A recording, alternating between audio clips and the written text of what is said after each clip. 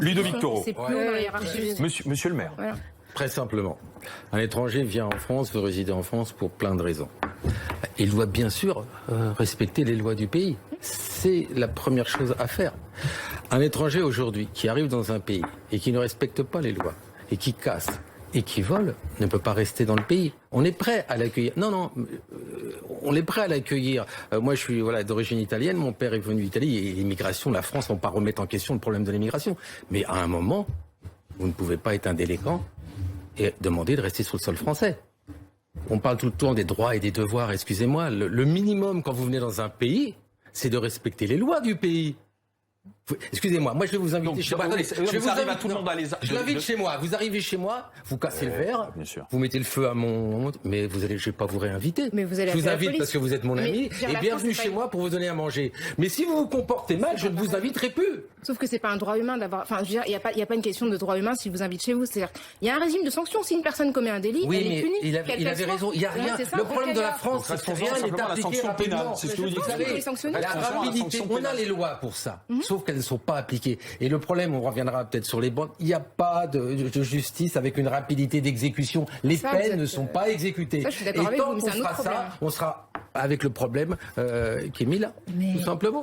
Alors, le budget genré, un progrès, monsieur le maire? Vous allez peut-être adopter un budget genré. J'ai fait mon débat d'orientation budgétaire ce matin. C'est vrai que pour les routes, je vais peut-être faire différent pour les femmes et les hommes, mais je vois pas vraiment, moi, en tant que maire, parce que voilà, il n'y a pas d'inégalité entre l'homme et la femme sur mes structures, sur ma ville. Vous me dites qu'il y a des cours de récré où les garçons font du foot. Maintenant, les filles font du foot aussi. Je veux dire, arrêtons de mettre les uns sur les autres. Lyon, on voit bien qu'il est parti dans une escalade, le Tour de France. Il n'y a pas de menu, donc on en rajoute une autre. Tour de France. Mais genré, ça veut dire quoi? C'est aussi vous faire penser aux handicapés dans ces cas-là. Bien sûr, et aux personnes qui sont en situation de handicap. Mais aujourd'hui, un maire qui travaille pour tout le monde. Ça serait dire qu'en fait, certains maires travailleraient pour les garçons et pas pour les filles. Moi, ce que je demanderais au maire de Lyon, c'est de sortir les fiches de paye de tous les gens qui travaillent là-bas et voir s'il y a une égalité au terme des salaires. Ça, je veux qu'on le fasse d'abord. Parce que là, en fait, il faut seulement faire une étude pour voir ce que ça donne, d'accord? Et voir s'il y a des points précis où on aurait mis peut-être un panneau de basket de trop ou des sports plus pour les hommes. Mais aujourd'hui, tous les sports sont autant pour les hommes, pour les femmes. Et ce qu'il faut faire, c'est justement pouvoir apporter aux femmes la possibilité de pratiquer des sports qui n'étaient pas forcément pour elles initialement. C'est ça qu'il faut faire. Plutôt que... On va voir ce qui va sortir. Mais rappelons-lui quand même qu'il a baissé le budget de son opéra aussi. Parce qu'on va tout dire dans ces cas-là sur ce maire, ok? Donc tout ce que je dis aujourd'hui, attention de faire une différenciation. Je vous promets aujourd'hui que tous les maires que je côtoie et que je connais en Seine-Saint-Denis font tout pour tout le monde. Alors, il est possible que mon intervention n'ait pas été claire. Il s'agit d'une inégalité de fait. Aujourd'hui, si vous regardez les établissements publics sportifs, on se rend compte qu'à 2/3, ils sont investis par des hommes. Non pas parce que les femmes sont incapables d'utiliser les terrains de basket, etc., mais c'est que généralement, dans les déplacements au quotidien, les femmes ont des déplacements utilitaires et il est rare qu'elles restent immobiles dans un espace et parce qu'elles sont moins à l'aise, elles sont plus gênées quand elles sont soumises à un regard. Et dans les cours de récréation, ce sont des chiffres d'une géographe qui s'appelle Eddie Marie-Jules, je vais la citer. Elle dit que 20% de l'espace des cours de récréation, enfin 20% des garçons utilisent 80% de l'espace. Donc concrètement, il faut faire quelque chose pour que les filles se sentent à l'aise pour jouer au foot ou pour jouer à autre chose. Mais tout à fait d'accord, c'est ce qu'on fait tous pour promouvoir le sport féminin. D'ailleurs, les subventions sont liées par là. Mais c'est pas le maire qui va dire, vous madame, on le fait naturellement. On peut faire des travaux dans la cour par exemple. Excusez-moi. Des travaux dans les cours par exemple. Mais on fait des travaux pour les cours, il y a autant de filles et de garçons qui font le même sport. C'est fait. Donc maintenant, vous avez fait des travaux pour que les filles profitent autant des cours de récréation. Il y a autant de filles que de garçons dans ma cour de récréation. Vous avez vérifié l'utilisation de la surface? Excusez-moi. Vous avez vérifié l'utilisation de la surface? Non, mais aujourd'hui, c'est un peu difficile. Avec la Covid, c'est un peu compliqué de mettre ça en place.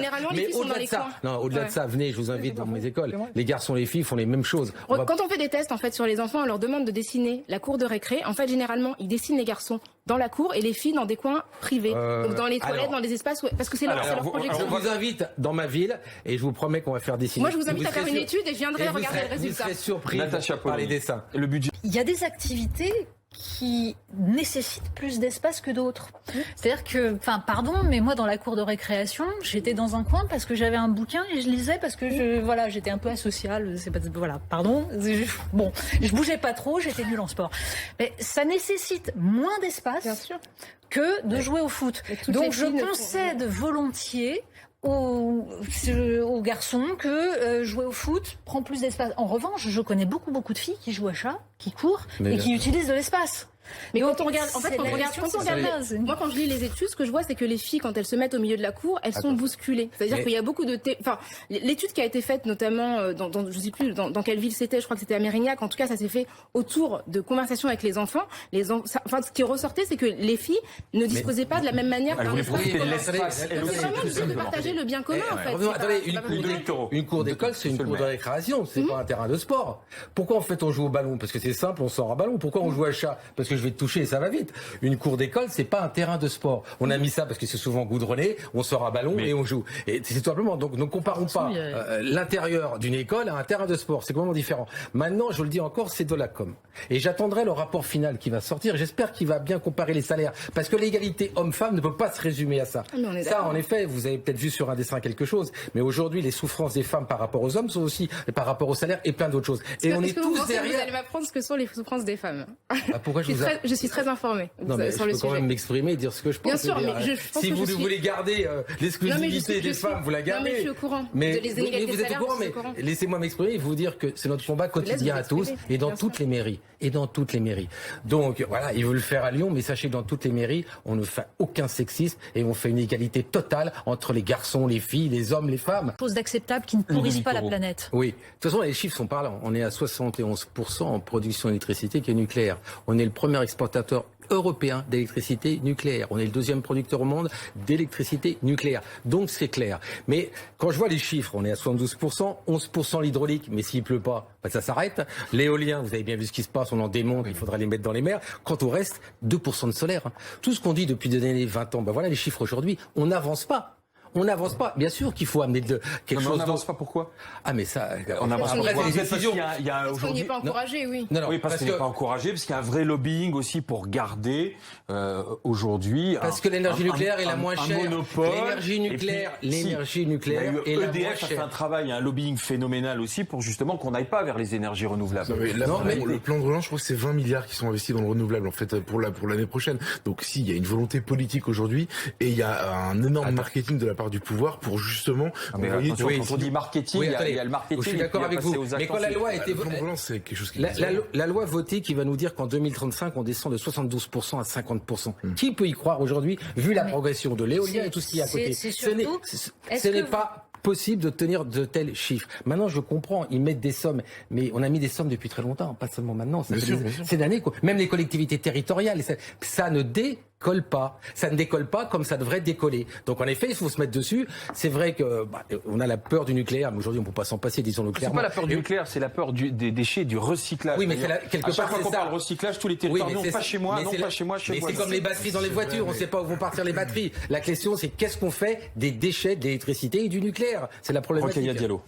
Oui, mais alors là, je comprends pas. On a fait qu'écouter les soignants, et aujourd'hui, votre prise de position, c'est de dire que les soignants, on ne les écoute plus et ils sont méprisés. 90 secondes pour convaincre. Docteur Taureau, c'est parti. Alors, attendez, qui a écouté les soignants? Vous avez vu qui a dans le conseil scientifique? Il n'y a pas un médecin de terrain, il n'y a pas un infirmier, il n'y a pas un aide-soignant. Ceux qui sont sur le terrain, c'est eux. C'est eux qui pourraient peut-être les conseiller. Je veux bien qu'il y ait un anthropologue, un sociologue, des gens comme ça. Mais si vous mettez un peu des gens de terrain qui tous les jours sont au charbon pour sauver des vies, ça serait peut-être plus porteur dans les décisions qui sont prises. En effet, ils sont méprisés. Mais depuis le début, c'est pas nouveau, d'accord? D'ailleurs, la note qui a été attribuée par les médecins généralistes, je vous lis tout de suite sur un des plus grands quotidiens, c'est 3,3 pour Monsieur Véran. Voilà, si l'information doit passer, elle passe aujourd'hui. Maintenant, évidemment qu'on est méprisé. Pourquoi? Parce que pourquoi on traite différemment différents territoires? Puisqu'on a décidé que la Dunkerque, il y avait un nombre de cas, il y avait des hydréas qui étaient pleins, et on a la même chose, et ça s'accroît chaque jour. Parce que le pari du président, qu'on peut concevoir, nous on est différents des autres pays, on va pouvoir tenir, il n'y a pas de problème. Là c'est plein en région parisienne, on va transférer les hydréas en Bretagne parce qu'il y en a moins. Mais il a raison de dire une chose, c'est que là les hydréas sont pleins, mais ils sont toujours pleins en fait. Sauf que là ils sont pleins à 90%. Tous les autres accidents de la voie publique, tous les accidents vasculaires, les cardio, ils ne vont plus là. C'est des gens qui meurent aujourd'hui. On a calculé 80 000 personnes qui ne seront pas dépistées du cancer aujourd'hui parce qu'on n'a plus accès. C'est-à-dire qu'à force d'avoir rempli les hôpitaux avec le Covid, vous fermez les portes aux autres pathologies. Et plus on attend pour une pathologie, et plus les difficultés seront grandes pour la soigner, autant au point de vue budgétaire que personnel. Donc je vous dis encore une fois, on a écouté les soignants quand on voulait les écouter et on les écoute pas aujourd'hui. Et j'en ai un peu assez, je vous le dis très clairement, et c'est un message que je passe, qu'on accuse les généralistes de pas vacciner et les infirmiers. Ça fait fait 1 an qu'ils sont sur le terrain et qu'ils n'en peuvent plus. On les applaudissait aujourd'hui, on les monte du doigt. Donc, pour finir, j'applaudis juste, comme on faisait avant, tous les soignants et les 2 millions de soignants qui sont en France. Geoffroy Lejeune, les soignants sont méprisés. Aujourd'hui, on les écoute plus. Moi, je suis d'accord déjà pour la distinction entre soignants et conseil scientifique. Je pense que j'ai compris la question d'Alain. C'est vrai qu'il y a eu à un moment donné un peu un pouvoir donné à l'expert en fait dans cette crise. Je pense que ça a été délétère. Moi, je suis pour le pouvoir du politique. En revanche, c'est vrai qu'il y a une distorsion entre le traitement de l'applaudissement aux fenêtres d'il y a 6 mois et aujourd'hui du fait qu'en fait on a détourné le problème. On parle d'autre chose. Donc j'ai tendance à être convaincu par ce que vous dites. Maintenant, le vrai sujet en réalité, c'est moi les témoignages que j'ai eus plus exactement à titre personnel, familial, dans cette histoire des gens qui sont soignants, qui sont à l'hôpital, c'est qu'en fait c'est un problème qui a 20 ans au minimum, le traitement de l'hôpital en France notamment, hein, je veux dire, mais c'est quelque chose qui n'est pas né avec la crise du coronavirus. Alors ça a le mérite de remettre le sujet sur la table, mais aujourd'hui, mais la vérité c'est que c'est pas ce gouvernement qui maintenant a décidé depuis 3 mois de mépriser les soignants, c'est juste qu'on a pensé qu'on allait pouvoir faire à l'économie un système de santé comme Mais vous avez totalement raison. D'accord. C'est-à-dire que la Covid qui est arrivée dans un moment où déjà les soignants manifestaient depuis longtemps et alertaient sur les hôpitaux. C'est arrivé dans un moment le pire et pourtant ça fait 1 an qui sont là à nous sauver. Et ils bougent pas, ils manifestent pas. Ils veulent d'abord sauver les choses. Mais le problème se posera après la fin de cette pandémie, de discuter sur l'état de la santé en France. Parce qu'il y aura d'autres pandémies qui vont arriver, ça va être l'avenir. On peut pas gérer comme on a géré là. On n'a rien rajouté en plus depuis 1 an. C'est des histoires. Parce qu'il faut rajouter des soignants. C'est pas des lits qu'il faut mettre. On va pas comme s'auto-intuber, s'auto-ventiler. D'accord? Donc là, il y a une problématique. Et on aurait dû la prendre en charge dès le début, dès il y a 1 an. Rien n'a bougé. Ils sont tous dans le même état et ils sont à bout. Respect pour les soignants encore une fois, et écoutons-les et mettez des gens de terrain pour conseiller le président de la République, M. Véran, et surtout qui fait des déclarations, c'est M. Jérôme. Rokhaya Diallo. Alors, je pense effectivement que la crise sanitaire que nous vivons actuellement a été un révélateur d'une situation qui était délétère depuis très longtemps. Je rappelle quand même qu'Emmanuel Macron avait rendu visite à un établissement hospitalier il y a quelques années où une soignante l'avait imploré d'avoir plus d'effectifs. Il l'a regardé, il lui a dit « il n'y a pas d'argent magique ». Donc ce mépris, il existait bien avant la crise. J'ai le souvenir aussi des mobilisations que vous avez évoquées l'année dernière, des manifestations dans la rue où certaines personnes avaient brandi une pancarte où il disait « vous comptez les sous, on comptera nos morts ». Et ça, c'était décembre 2020, donc avant que la pandémie nous atteigne au niveau national. Donc oui, ce mépris-là existe et il se trouve qu'en situation de crise, le fait de ne pas respecter la fonction publique de manière générale et la fonction publique hospitalière en particulier exerce une pression incroyable sur les soignants et met en péril la santé des Français. Donc je crois que oui, il y a un mépris et une parole des soignants qui doit être mise au centre des débats politiques. Natacha Polony. Plusieurs choses. D'abord, je partage toute une part de votre discours. Je suis un petit peu plus nuancée sur une autre part. Là où je vous rejoins totalement, c'est en effet sur une forme de mépris pour les gens de terrain. Et moi, j'avais été très frappée au début de cette pandémie de voir à quel point les médecins généralistes, qui sont ceux qui voient arriver qui connaissent leurs patients, qui voient arriver les premiers malades, ceux-là, on leur a expliqué qu'ils pouvaient rester chez eux, on s'en foutait, on les a même laissés crever puisqu'ils n'avaient pas de quoi être protégés. Donc, mais vraiment, des choix épouvantables. Pour autant, il me semble qu'il ne faut pas non plus tomber dans l'excès qui consisterait à dire aujourd'hui les choix du gouvernement montrent ce mépris des soignants, alors qu'il me semble que c'est aussi que ce gouvernement essaye, à tort ou à raison, de tenir plusieurs bouts et d'essayer de prendre en compte des intérêts contradictoires. Les souffrances psychologiques, psychiatriques qu'implique cette pandémie, par exemple, laissent penser que les situations de confinement sont extrêmement dangereuses. Donc je suis un peu partagée. En revanche, j'ajouterais juste une chose. C'est vrai que ce n'est pas seulement la fonction publique hospitalière qui est massacrée depuis des années. C'est l'ensemble de la médecine. Moi, j'ai les souvenirs que ce soit Alain Juppé, que ce soit Martine Aubry, ministre de la Santé, qui expliquait on va limiter le nombre de médecins parce que comme ça fera baisser les dépenses de santé. C'est comme ça qu'on a géré la médecine, qu'on a géré la santé en France depuis des décennies. Et on s'étonne aujourd'hui d'avoir des inégalités de territoire, d'avoir une absence totale de liaison entre la médecine de ville et la médecine hospitalière. Or, c'est de ça que pâtit le système. Oui, mais là, sur le coup de la vaccination et des généralistes, Combien vous êtes de généralistes en France? On est 100 000, mais il n'y en a que 52 000 parce que... Oui, mais là, combien sont allés chercher les doses de vaccin? Attendez, vous savez comment ça s'est passé? C'est une blague? Combien? Si vous me laissez 5 minutes, je vais vous expliquer. Non, là vous m'avez provoqué, je vais vous répondre. Personne me fait dire rien. J'ai mon pharmacien qui me dit, tu veux une dose? On peut se poser quelle dose? Je lui dis, une dose de quoi? De vaccin. En fait, j'ai reçu aucun coup de téléphone au moment où j'étais volontaire. On avait 48 heures pour répondre. Heureusement que le pharmacien m'a appelé et j'ai pris cette dose. Alors on va revenir sur le mépris. Je prends une dose, je vaccine. Je prends 2 doses, je vaccine. Et je prends mes rendez-vous pour toute la semaine prochaine. Et hier, il y a monsieur Salomon qui vous dit... Vous donnez votre exemple, mais il y a... Non, parce que vous êtes vertueux. Vous avez regardé... Il y a bon nombre de vos collègues qui ont dit je ne vais pas chercher les doses parce que de toute façon, j'ai d'abord ma patientèle que je dois gérer. Soit on m'aide à vacciner, soit je ne le fais pas. Et il y a quand même eu de la mauvaise volonté de la part de certains. Je croyais que... Non, docteur Taureau, je croyais qu'il fallait soigner, que votre devoir c'était de soigner. Oui, ils ont raison de refuser. Je vais vous expliquer. Tout simplement, nous sommes en désertification médicale sur 12% du territoire. Déjà, je suis envoyé chez le généraliste, c'est mort parce qu'il y a des personnes qui n'auront pas accès. Qu'est-ce qui se passe? Il n'y a plus de généralistes. Nous sommes blindés en consultation. Quand moi, j'ai pris la décision de vacciner, j'ai forcément fait un choix entre la consultation... Heureusement qu'il y a les pharmaciens. Hein. Mais c'est nos copains, les pharmaciens. Je veux dire, il n'y a pas de problème. Ils auront une dose cette semaine. Une dose, ils vont avoir. Et j'ai le papier qui a été enlevé aux médecins. C'est-à-dire, moi, là, pendant 15 jours, rien, circuler. Je vais vous dire que certains médecins qui ont une... Il faut soigner les gens. Aller chercher les doses. C'est pour ça qu'elles sont allées fichées vers les pharmaciens. Vous avez téléphoné à quelqu'un, à Salomon, à quelqu'un, c'est pas possible de me dire ça. La réalité, c'est qu'il n'y a pas assez de soignants, et au niveau de la médecine de ville, on est obligé de soigner les gens. On peut. Moi, j'ai pris la décision de vacciner. Sur mes 3 collègues, il y en a un qui décide de continuer ses consultes. Parce que je dois aller chercher... Une question. Oui. Une question. Oui. Le choix de ne pas organiser des grands vaccinodromes, mais de faire appel à la médecine de ville, était-il un bon choix ou non? Ça a été fait aussi pour favoriser les médecins de ville. Est-ce que c'était pas une erreur? C'est une erreur. C'est une erreur, je vais vous expliquer quoi. Parce que les médecins de ville auraient pu se déplacer dans les vaccinodromes. Qu'est-ce qu'on a? On a une course aujourd'hui. Sauf qu'aujourd'hui, on nous a dit, AstraZeneca, pendant 2 semaines, on ne recevra pas. C'est marqué, j'ai le courrier de Salomon. Là, on vient de nous annoncer que Johnson & Johnson, ils auraient un retard. En fait, ce qui se passe, c'est qu'on n'a aucune lisibilité sur la livraison des doses. C'est pour ça qu'ils peuvent pas organiser. C'est pour ça qu'on m'a enlevé ma dose pour le donner au pharmacien. Et le pharmacien m'a dit, je préfère te la donner à toi. Tout seulement, il faut faire vite et rapidement. On est tous prêts. Moi, j'ai fait sur ma ville, je fais un listing et j'ai écrit à tout le monde de tous les Courbronnais qui voudront se faire vacciner. Il y en aura peut-être 400 ou 500. J'appelle l'ARS, livrez-moi les 400. En 48 heures, je vaccine tout le monde. Voilà, l'organisation locale, on peut la faire dans les mairies, il n'y a pas de problème. Mais enlever des centres, enlever des trucs, c'est un mépris aussi pour le soignant. Je suis désolé. Quand moi je me suis engagé... Et derrière le soignant, c'est pour le patient. Mais c'est le mépris du patient aussi, du coup. Mais le seul... Parce que quand je vais appeler les gens... c'est une incapacité d'organisation, surtout. Non, ce n'est pas parce que j'ai pas reçu ma dose... Sérieux ou pas? 6e puissance mondiale.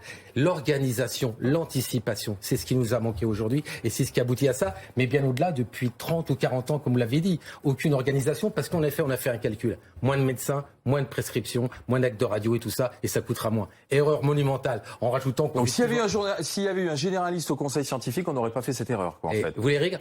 Non, mais je le dis sérieusement. Regardez-moi, j'ai écrit au mois de février à M. Emmanuel Macron... Vous faisiez acte de candidature pour aller au conseil scientifique. Avec 2 infirmières. J'ai pas eu de réponse. Donc j'ai fait cette démarche il y a 1 an en disant je pense qu'il n'y a pas assez d'hommes de terrain et de personnes de terrain et j'ai proposé avec moi 2 infirmières. Allez, on va voir ce que vous avez pensé de la prise de position du docteur Taureau. C'est parti, c'est l'heure du jugement, qui n'est pas le dernier bien sûr. Rokhaya Diallo, convaincu, les soignants sont méprisés, il faut davantage les écouter pour que ça fonctionne mieux. Oui, je pense. Et puis, je pense que, effectivement, il y a une partie de mépris, mais il y a aussi une partie de manque d'organisation. C'est-à-dire qu'il y avait une stratégie qui était orientée au début dans ces centres de vaccination, puis après les généralistes. Et puis, je pense qu'il y a aussi une partie qui est vraiment liée à l'organisation, un manque d'organisation, et puis un mépris qui précède ce gouvernement. Donc, je suis convaincue, oui.